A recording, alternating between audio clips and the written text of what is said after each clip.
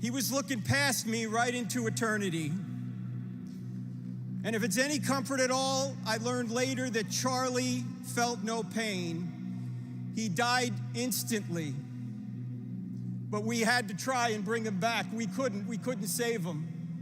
Now, I want you to know that Charlie right now is in heaven, not because he was a great husband and father, not because he saved millions of kids out of darkness on college campuses, not because he changed minds and chased votes to save the country, not because he sacrificed himself for his Savior. Charlie Kirk is in heaven because his Savior sacrificed himself for Charlie Kirk.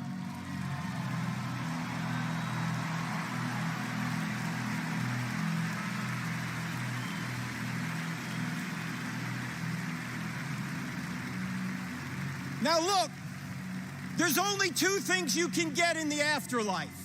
You can get justice or you can get grace. Ladies and gentlemen, does anyone in here, does anybody out there watching around the world want justice from an infinitely just being? I don't want justice, I want grace.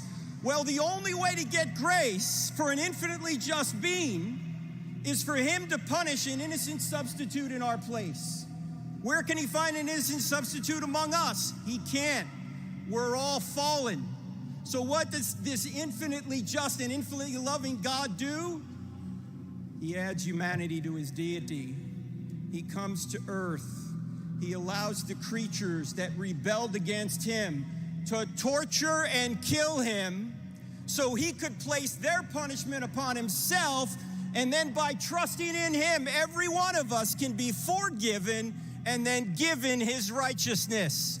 Ladies and gentlemen, this is the greatest story ever told, and it happens to be true. There's evidence for this, and Charlie knew it. Watch his videos. Charlie knew that life wasn't just about money. It wasn't just about sex. It wasn't just about power. It wasn't just about prestige. He knew that the purpose of life is to know Jesus and to make him known, to make heaven crowded.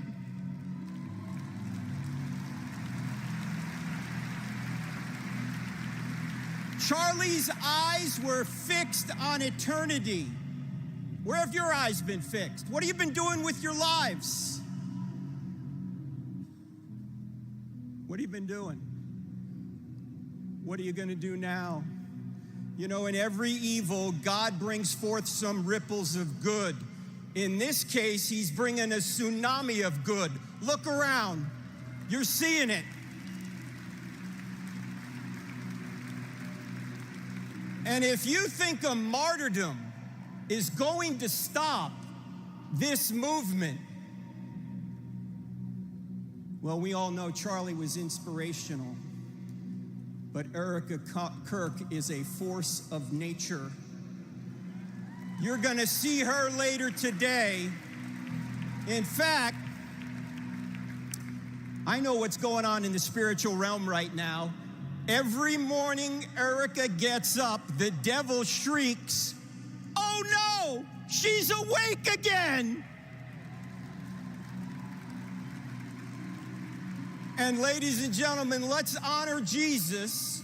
Let's honor Charlie. Let's honor Erika so that when we wake up every morning, the devil shrieks, "Oh no, they're awake again. They're born again."